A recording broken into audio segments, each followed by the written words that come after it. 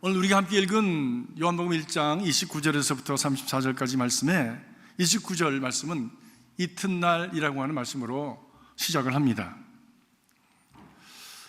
이 이튿날이라고 하는 말을, 이 말은 오늘을 전제하는 말이죠.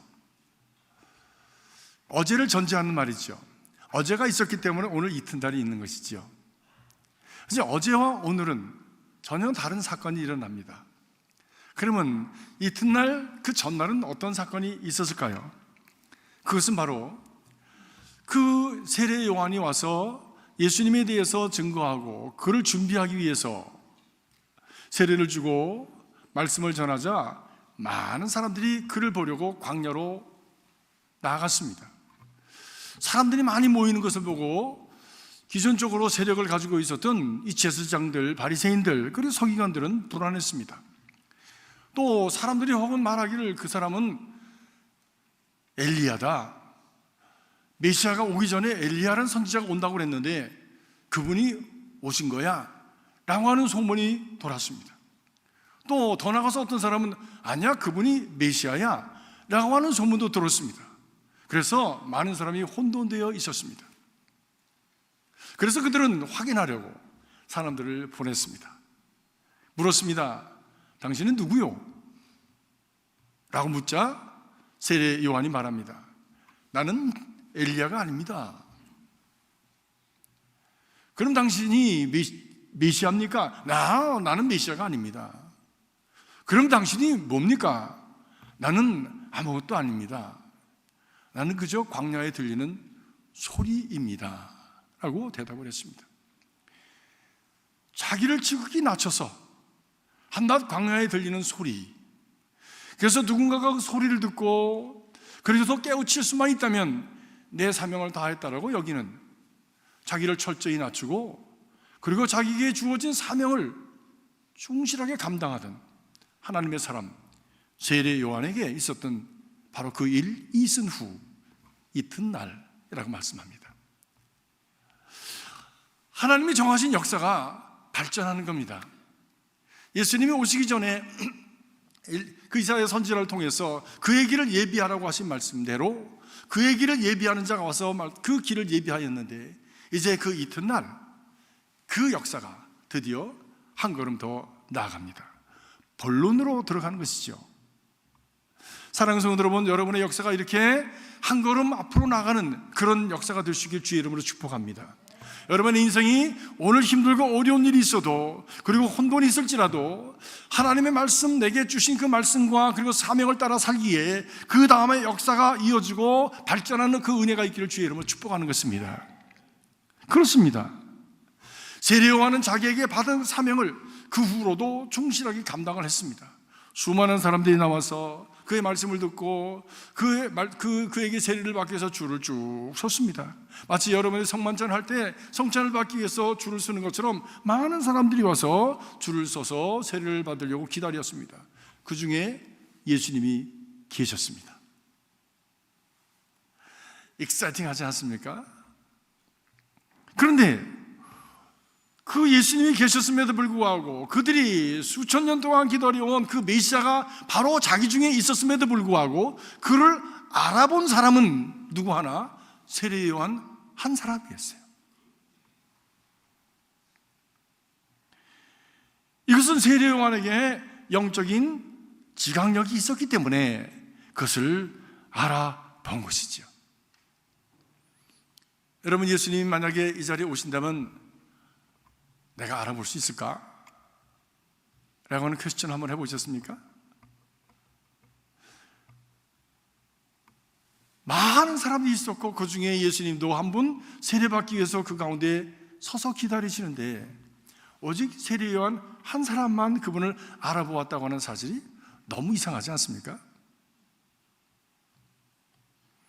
그러면 세례 요한이 가서 어떤 특별한 지각력은 무엇이었을까요? 그분은 하나님의 음성을 들을 수 있었습니다. 하나님이 그에게 말씀하신 말을 듣는 그런 센시티비티 내지는 감각이 그에게 열려져 있었다고 하는 말씀이죠. 오늘 말씀 33절에 보니까 이렇게 말씀합니다. 세례를 주는 중에 누구에게든지 성령이 머무는 것을 보거든 그가 성령으로 세례를 주시는 그리스도인 줄로 알아라 라고 하는 하나님의 음성이 그에게 들렸다는 겁니다. 사랑하는 성도 여러분, 하나님은 지금도 우리와 소통하기를 원하십니다. 지금도 말씀하십니다. 바람 소리를 통해서도 말씀하시고, 그리고 참으로 자연의 모든 그런 어떤 그 현상을 통해서도 말씀하시고, 책을 통해서도 말씀하시고, 설교자를 통해서도 말씀하시고, 성경책을 통해서도 말씀하십니다. 그러나 이 지각이 열려있는 자만 그 안에 담겨져 있는 진정한 스피릿을, 그 음성을 들을 수가 있는 것이죠. 작은 것 하나를 봐도 큰 것을 깨닫는 자가 있는가 하면 엄청난 우레 같은 소리를 들어도 조그마한 소리조차도 듣지 못하는, 그래서 여전히 그 삶의 굴레 속에서 괴로워하고 고통스러워하면서 그러면서 세상과 함께 흘러가 버리는 그런 인생들이 있습니다. 하나님께서 그에게 알려주신 것을 들을 수 있는 귀가 있었다라고 하는 것입니다.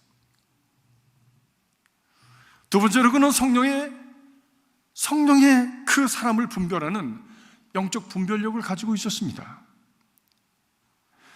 사람들이 쭉 서 있었을 때에 예수님에게 그가 세례를 주고, 그리고 예수님이 무리에서 올라오실 때에 성령이 비둘기같이 임하는 것을 그가 보았다 했습니다. 들었고 보았습니다. 이것은 감각적인 것이죠. 체험적인 것이죠. 하나님의 음성을 들었고 성령이 임재하시는 것을 보았다. 수많은 사람들이 다 있었습니다. 예수님이 세례받고 일어나 무리에서 올라오시는 것을 사람들이 다 보았을 것이에요. 그런데 누구도 세례 요한 외에는 성령이 비둘기같이 그 위에 임하는 것을 본 사람은 없습니다. 오직 세례 요한만이 그것을 알아보았습니다. 영적 분별력이 있었기 때문입니다. 여러분, 영적 분별력은 우리가 고린도서 15장에 12장에 보면 하나님께서 성령의 은사와 함께 주시는 은사입니다. 선물입니다. 여러분, 이런 선물을 다 받으시길 주님의 이름으로 축복합니다. 방언의 은사, 예언의 은사, 병고침의 은사, 가르침의 은사, 통변의 은사, 다스리는 은사, 그와 함께 영적 분별의 은사 주신다고 그랬어요. 우리가 이런 성령의 역사로 말미암아 이런 은사를 가지고 하나님을 섬기고, 은사를 가지고 하나님과 교제하고, 이 은사 가운데서 하나님의 일을 감당하게 될 때에 얼마나 익사이팅 할까요? 왜? 남이 보지 못하는 것 보았고, 남이 알지 못하는 것을 알았네 라고 하는 하나님의 신비 속에 나아가게 되어지는 것이죠. 오늘 예배드리는 중에도 신령과 진정으로 예배하기에 하나님께서 원하시는 마음대로 우리가 겸손하게 자신을 내려놓고 주님을 바라보고 주님만을 소망하고 드리는 예배이기에 그 가운데 임재하시는 하나님의 성령의 역사가 있기를 주의 이름으로 축복합니다. 그를 통해서 하나님의 나라를 향한 눈이 열려지고, 그리고 하나님의 그 역사를 위한 눈이 열려지는 그런 영안이 열려지는 은혜가 있기를 주님의 이름으로 축복합니다. 이 같은 말씀이요, 마태복음 3장 13절 이후에 나옵니다. 그런데 조금 다르게, 조금 더 디테일하게 그 말씀이 표현이 됩니다. 예수님께서 사례를 따라서 그 요한에게 세례를 받으러 나오실 때에 요한이 얼마나 송구스러웠겠습니까? 얼마나 가당치 않는 일이겠습니까? 그래서 요한이 말합니다. 내가 당신에게 세례를 받아야 될 터인데 어떻게 절 보고 세례를 베풀라고 하십니까? 그 말은 안 됩니다. 그건 당연한 반응 아니겠습니까? 왜냐하면 나보다 먼저 계시는 분이시다, 그분은 하나님과 함께 계셨었다라고 하는 그분을 하나님으로 고백한 믿음 안에서 내가 그분에게 세례를 준다고 하는 것이, 이 땅에 속한 미물이 거룩하신 하나님, 온전하신 하나님, 그리고 이 땅의 모든 나까지도 지으시는 그 하나님에게 내가 어떻게 세례를 줍니까? 그것은 가당치 않습니다 라고 하는 말, 당연한 얘기지요. 그런데 주님께서 세례 요한에게 말씀하십니다. 이렇게 해서 우리로 하여금 그 안에서 하나님의 의가 되게 하라, 하나님의 모든 의를 이루도록 하라 말씀합니다. 주님이 말씀하시는 하나님의 의라고 하는 것이 무엇입니까? 지금 이 상황 속에서 주님께서 말씀하시는 하나님의 의라고 하는 것이 무엇입니까? 그것은 죄 없으신 우리 주님께서 우리의 죄를 사하시고 우리로 하여금 하나님의 자녀 삼으시기 위해서 십자가에 달려 돌아가심으로 말미암아 우리를 의롭게 하시고 구원하시겠다고 하는 하나님의 그 계획입니다. 그 하나님의 목적을 이루도록 하자는 것입니다. 그를 위해서 세례 요한의 죄사함의 세례를 죄 없으신 이가 스스로 받으신 것이다. 이 말씀을 우리 사도 바울은 고린도후서 5장 2절에 이렇게 말씀합니다. 하나님이 죄를 알지도 못하신 자로 우리를 대신하여 죄를 삼으신 것은 우리로 하여금 그 안에서 하나님의 의가 되게 하려 하십니다. 예수님의 세례는 죄 없으신 이가 죄 있는 자처럼 그렇게 세례를 받으심으로 말미암아 그를 통해서 예수 그리스도의 십자가의 그 세례를 받기 위하심이라. 그를 통해서 우리를 의롭게 하려 하심이라 하는 것입니다. 예수께서 말씀하시자 세례 요한이 순종하고 예수님께 세례를 베풉니다. 이는 연합해서 하나님의 뜻을 이루는 것입니다. 하나님의 뜻이 예수 그리스도의 십자가를 통해서 이루어지게 되는데 이 사건은 벌써 기원전서부터 태초서부터 하나님께서 말씀하신 것이죠. 여인의 발꿈치가 뱀의 머리를 밟을 것이라고 하는 말씀으로 창세기부터 시작된 그 말씀이 선지자들을 통해서 계속 말씀이 전해지고 기원전 700년경에는 벌써 이사야를 통해서 말씀을 전해서 이 후손이 올 것을, 그리고 메시아가 올 것을 계속해서 말씀하셨습니다. 선지자들은 계속 이 말씀을 바톤을 받아 이어가고 계속 말씀을 전했습니다. 그들이 전한 그 세월들이 30년, 40년 그 정도 아니겠습니까? 우리 인생을 볼 때 그 수백 년을 지나갈 때 얼마나 많은 사람들이 그 말씀을 받아서 바톤으로 이어갔겠습니까? 그리고 이제 드디어 세례 요한에게까지 바톤이 넘어와서 마지막 그가 그의 길을 예비하라고 하는 그 예비자로서의 사명을 감당하다가 그리고 결국 그는 헤롯의 그 칼에 단두대에 목이 잘려서 죽습니다. 그리고 그 바톤은 예수에게로 넘어갑니다. 그리고 예수는 또 그 바톤을 받아서 천국 복음을 전하다가 그리고 십자가에 죽습니다. 그러므로 말미암아 예고되고 예시되고 예언된 하나님의 그 의에 대한 그 모든 계획이 그리스도의 십자가 위에서 성취되어지는 것이죠. 이것은 혼자 하는 것이 아니죠. 하나님의 역사는 이어져 가는 것이고 하나님의 역사는 연합하는 것이고 하나님의 역사는 연결되어지는 것이죠. Connectionalism 때문에 누가 나 혼자 잘 믿는다고 독불장군처럼 그렇게 신앙생활 하는 사람은 아주 병든 신앙입니다. 우리의 신앙 자체의 본질이 그렇지를 못해요. 혼자 믿는 것이 아니에요. 같이 믿는 것이지. 그리고 하나님의 의를 같이 이루어가는 것입니다. 어떻게 같이 이루어갑니까? 세례 요한이 감히 할 수 없는 일을 예수님의 말씀에 순종해서 자기를 내려놓고 예수님에게 그 세례를 베풀었던 것처럼 자기를 희생해서 순종함으로 그 일을 이루어 가는 것입니다. 자기를 희생해서 순종으로 나아가는 그 길에 있는 마음의 자세는 무엇입니까? 겸손입니다. 신앙의 본질 속에 겸손이 없다면 그것은 거짓 신앙입니다. 그것은 아무 열매를 맺을 수 없는 신앙입니다. 왜? 본질적으로 희생할 수 없는 것이고 본질적으로 겸손이 없을 때 진정으로 순종할 수 없기 때문입니다. 참된 순종이 없이 어떻게 하나님의 뜻을 이룰 수가 있겠습니까?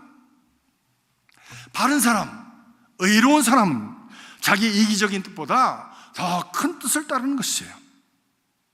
하나님의 큰 뜻이라면 지금까지 내가 가졌던 습관과 전통과 사고방식과 어떤 자존심까지도 다 내버리는 사람, 내버릴 수 있는 그 사람을 통해서 하나님은 하나님의 의를 이루어 가시는 것입니다.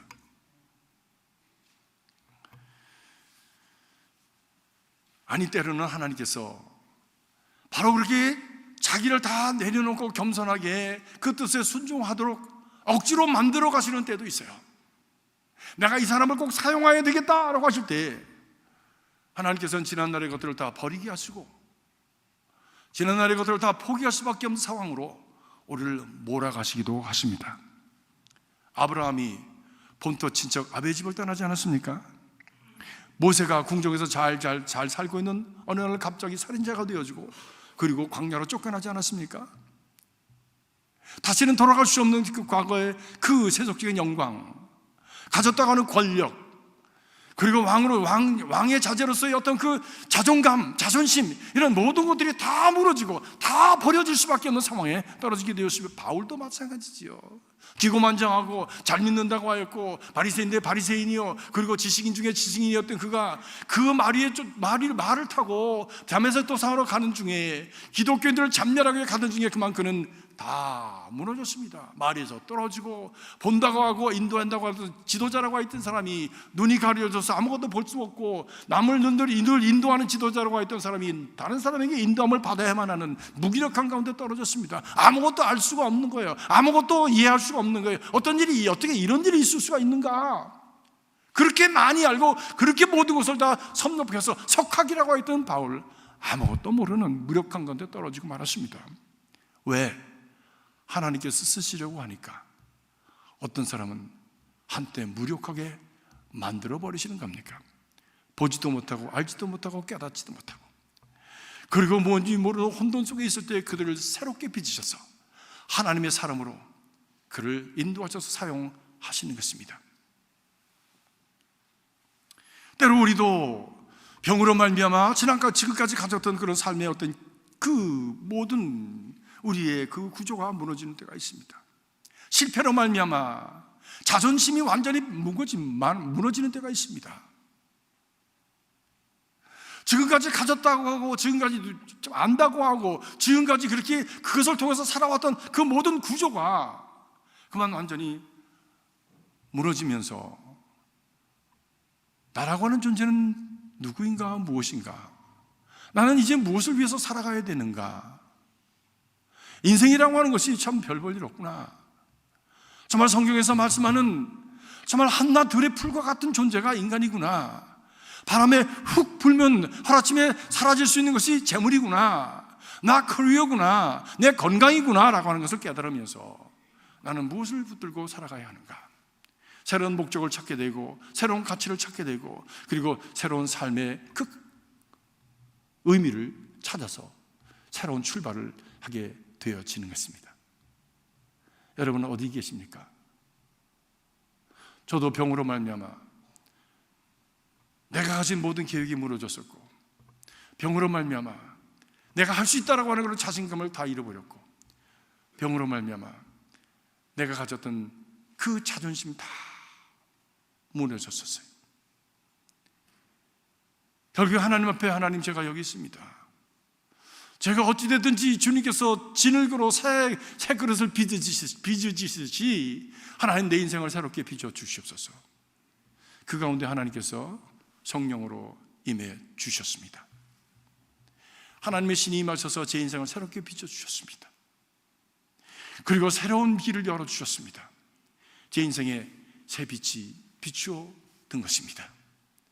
하나님의 빛이 우리 인생에 비추어지면, 그리고 하나님의 손길이 그를 통해서 임하게 되면, 우리는 과거에 생각하지 못하고 우리는 가능하다고 여겨지지 않았던 그런 어떤 새로운 가능성과 새로운 미래가 열려지게 되어지는 것입니다. 사랑하는 성도 여러분, 믿음은 무엇입니까? 알지 못하는 길을 가는 것입니다. 그래서 믿음의 삶은 여정은 순례길이라고 합니다.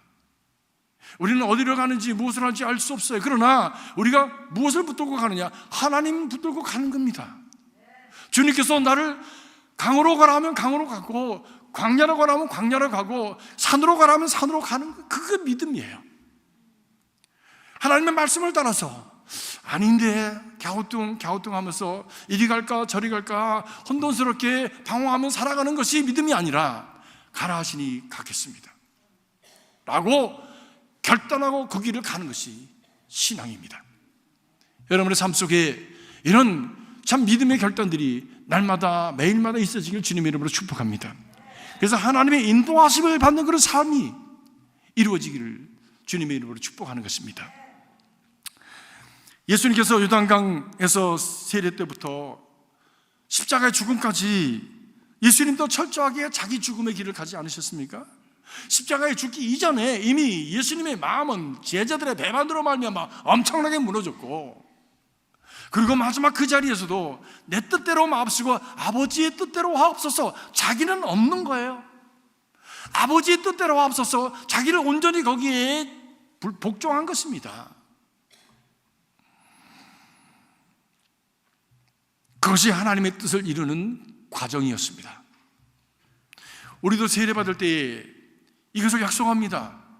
우리가 세례를 받았든 침례를 받았든지 간에 지난날에 나를 십자가에 못 박고 그리스도의 뜻을 위해서 하나님 순종하면서 살아가겠습니다라고 다 세례받은 분들은 그렇게 약속을 했습니다. 그런데 오늘날 많은 사람들이 이러한 신앙적인 결단 없이 형식적으로 세례에 임하는 경우가 너무나도 많이 있습니다. 지난날에 자기를 십자가에 못 박아버리고 주님이 가르친 길을 가겠다고 분명한 고백과 그리고 세례를 받고 신앙생활을 하는 사람에게 그런 마음으로 겸손하게 임하는 심령에게 하나님께서는 선물로 주시는 것이 있습니다. 그것이 무엇입니까? 그것이 성령입니다.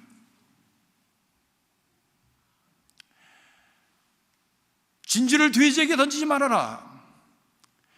그 은혜를 사모하고 은혜에 대한 가치를 인정하지 못하고 그 은혜를 함부로 여기는 사람에게 그 진지와 같이 고귀한 보배, 하나님의 보배를 함부로 던질 수가 없다는 것이죠.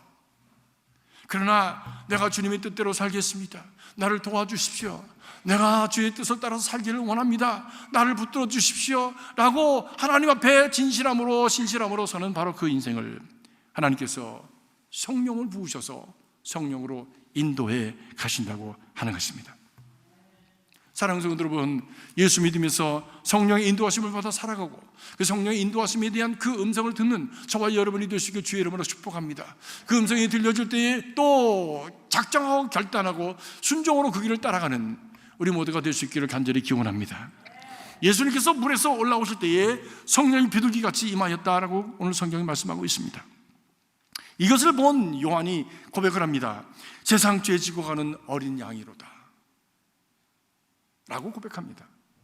그런데 오늘 31절 33절에 보니까 나도 몰랐다는 거예요. 그것을 원래는 나도 몰랐다. 그런데 나를 세례주라고 불러주신 그분이 만약에 어떤 사람 위에 성령이 임하는 것을 보거든 바로 그가 그 사람인 것을 알라고 하신 말씀을 그에게 들려주었기 때문에 아마 그 말씀을 들었으면서도 그 말씀이 무슨 말씀인지 구체적으로는 몰랐을 겁니다. 왜? 생전 처음 경험하는 거니까 어떻게 알겠어요? 그런데 그분이 말씀하신 그 현상이, 그 현장이 바로 자기 눈앞에서 나타날 때에 그가 얼마나 감격했겠습니까? 얼마나 깜짝 놀랐겠습니까? 그러니까 세상 죄 지고 가는 어린 양을 보라 라고 하는 이 말씀은요, 그냥 하는 스테이트먼트가 아니라 이것은 감동 속에 하는 고백입니다. 엄청난 감동 속에 자기도 모르는, 스스로도 모르는 그 감동의 고백을 하는 거예요. 와, 세상 죄 지고 가는 어린 양, 이렇게 했을지도 몰라. 제가 느끼기에는 이분이구나, 이분이 드디어 오셨구나. 그 수천 년 동안 말씀하고 선지자를 통해서 그렇게 예언하던 바로 이분이 내 눈앞에 보이다니, 이분이 오 마이 갓 라고 고백하는 그분의 간증이지요. 간증이죠. 이런 감동의 순간들이 저와 여러분 안에 있어지길 주의 이름으로 축복합니다. 신앙생활하면서 이런 오 마이 갓, 어떻게 이런 일이 있을 수 있을까? 그런데 그런 기적과 그런 현상과 그런 체험들이 경험되지 않는다면 우리의 신앙은 날마다 헛개비를 잡으려고 하는 것 같고 그냥 이론적으로 그냥 거기 있을 것 같다라고 하는 그런 가상적인 것이지 신앙이 현실적이 되지 못한다는 말씀입니다.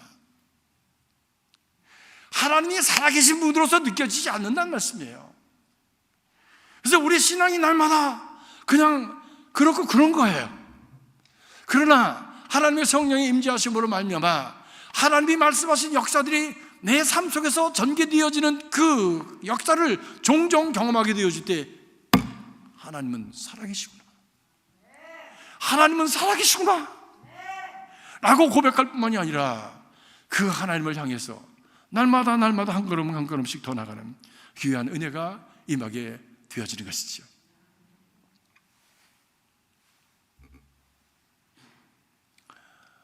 제가 오늘 말씀은 여기서 마무리를 하겠어요. 왜냐하면 제가 스스로 약속했어요. 오늘 예배 전체는, 우리들의 예배 전체는 12시에 끝난다. 그래서 지금 끝내야 12시에 끝나요. 그래서 반밖에 못했어요 오늘. 그러니까 반을 더하면 안 돼. 그래서 다음 시간 어린 양 예수 그리스도 2편 기대하시라. 다음 주일. 근데 다음 주일은 다른 목사님이 말씀을 전하십니다. 그래서 그 다음 주에 말씀 2편을 드리도록 하겠습니다.